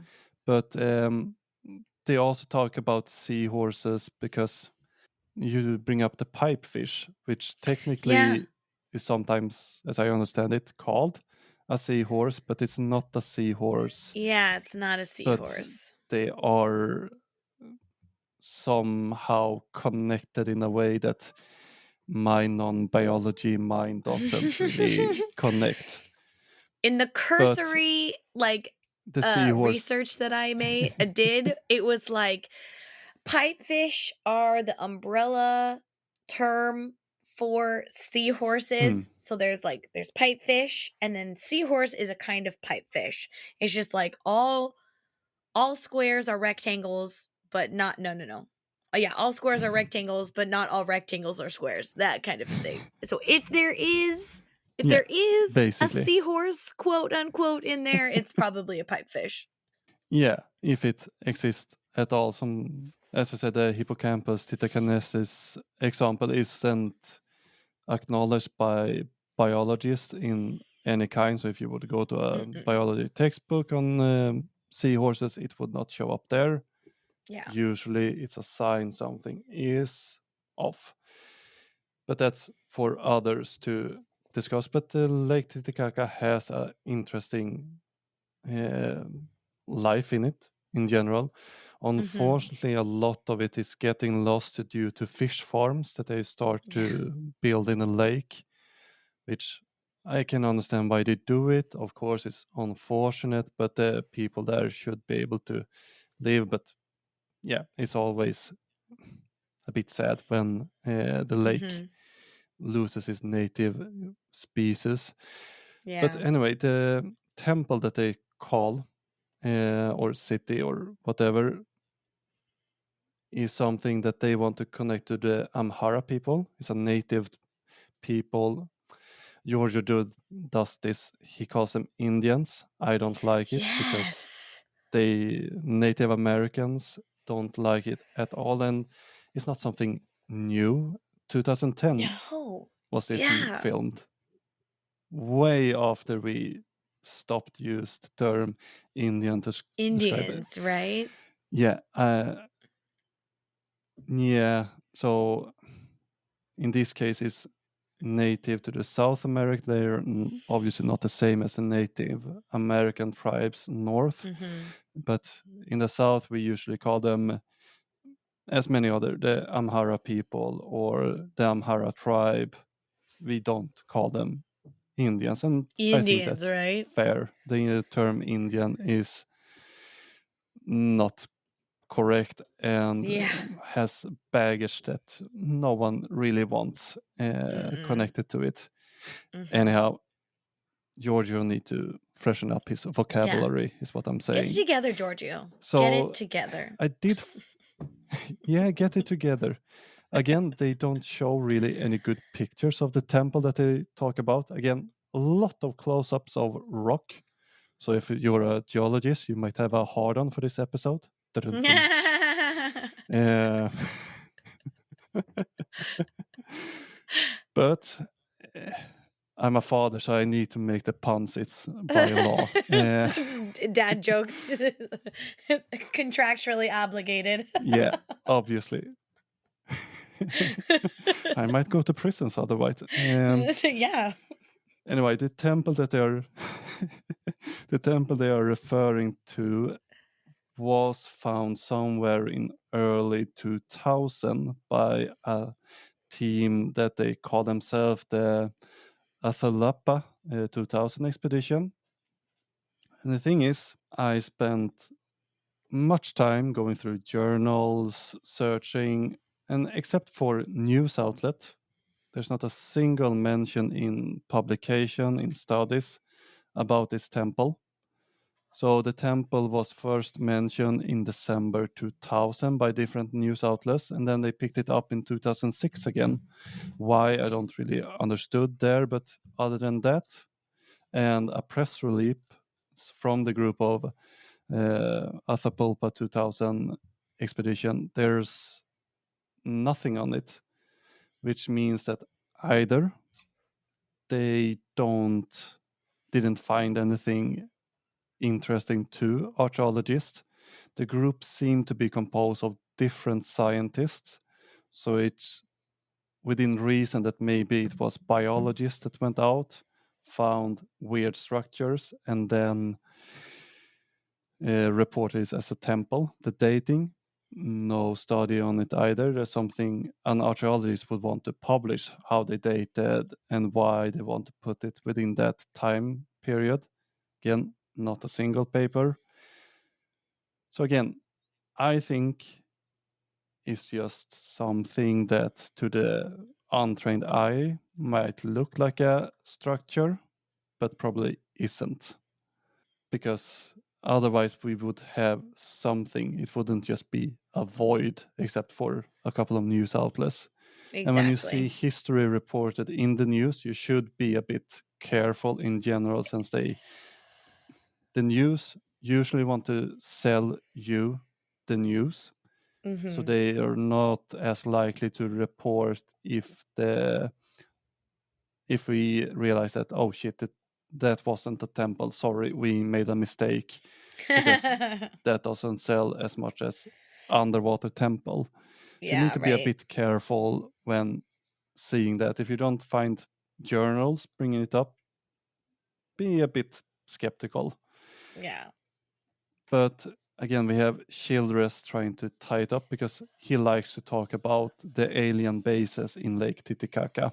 Mhm. So he brings up that the alien activities, you have UFOs coming here and there, flying up from the lake.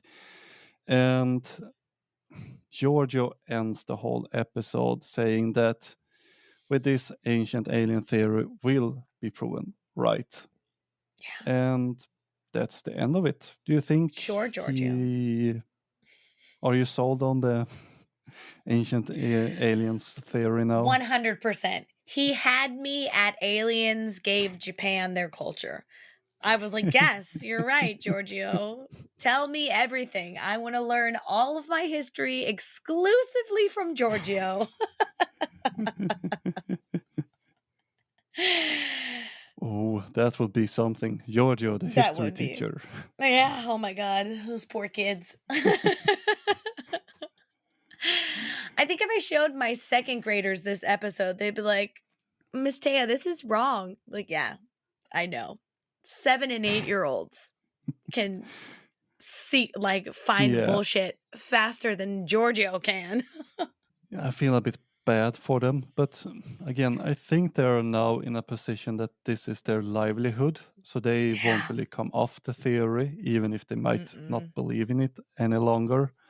But again, I can't imagine being in this for so long without realizing one day that, oh crap, I have made a huge mistake. Huge mistake, right? Huge mistake. But the alien people, they have started to become more of a cult or religion. They have these almost religious documents. So I think that otherwise they would have come to the conclusion that maybe this isn't right sooner or later. Yeah. But well, again, if you earn all your money on talking about how aliens created the universe, you might not be likely to admit that you were wrong that Wrong. quickly. Exactly. Unfortunately. Yeah. Yeah. All right, Tehya. What did you like best in the episode? What was your favorite part? My favorite part of the episode? I think my favorite part of the episode was how tangential everything was. Like, we found this thing in Greece, but whoa, let's go over to Cuba, and then let's go over to Lake Titicaca. But wait, Japan. Like, we're just covering all the bases. That was one of my favorite parts. And obviously, the Japanese history was another one of my favorite things because, sometimes when it comes to South American history or even Greek history, sometimes I don't know everything about it. Not saying that I know everything about Japanese history, but when you make claims like aliens gave Japan their culture, I can spot the BS pretty quickly. So I enjoyed that part as well. If the listeners would want to hear more from you, where would they go then? Well, if you would like to hear more from me, you can go on any podcast platform, Apple, Spotify, Good Pods, anywhere you listen to podcasts, and just type in For the Love of History. I'll come up. It's a little blue and yellow logo. And you can find me on Instagram at For the Love of _history podcast. I've got a Twitter, but I don't really tweet because I don't really understand how it works. So yeah, I'm starting to learn that now. So Twitter's hard. Twitter's very hard. I'm a visual person, so I like the pictures and the videos. On Instagram and TikTok, I've been making TikToks as of late. So if you want to come watch me talk about history for 1 minute, you can follow me on TikTok. Amazing. I will put links to everything in the show notes so it will be easy for anyone to find these. And something I'd like to ask our guest, what's your favorite alien movie? My favorite alien movie would have to be the name is blanking on me, but when the aliens come, Space Invaders? That one, when the aliens come to the Capitol, to the White House. I think it's called Space Invaders or something from Mars. What is it? Mars Invasion? I think that's what it is. Mars Attacks? Mars Attack. That one. That's my favorite. The comedy alien with movie. yeah. Yes, where they have to chew gum to stay alive. It's my favorite of all Yeah. time. Yeah, it's among mine too. It's a really good alien movie. And that they almost had Misfits making the soundtrack for it. Yes, Except yes. Misfits took too long time, so it wasn't done for the movie. Oh, it's one of the most hilarious little side facts about that movie. But Tehya, Super I good. will let you go, and links in the show notes, and we hope to see you again sometimes in the future. Yeah, of course. I'd love to talk about more outrageous alien history. Again, a massive thank you to Tehya, and links to her podcast For the Love of History and her social media will be found in the show notes for this episode. Of course, you will be able to find them on our website, diggingupancientaliens.com, where you will also find sources, resources, and further reading suggestions. Remember to leave a positive review anywhere you can, such as iTunes, Spotify, or maybe to your friend at the trench.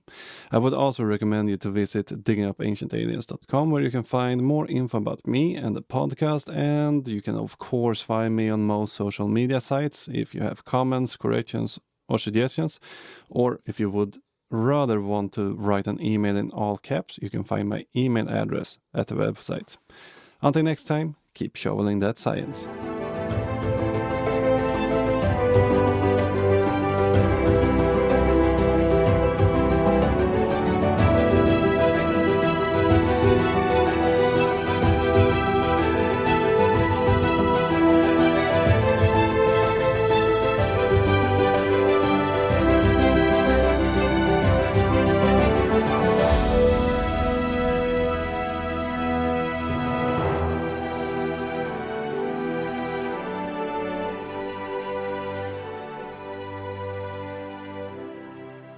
Titicaca.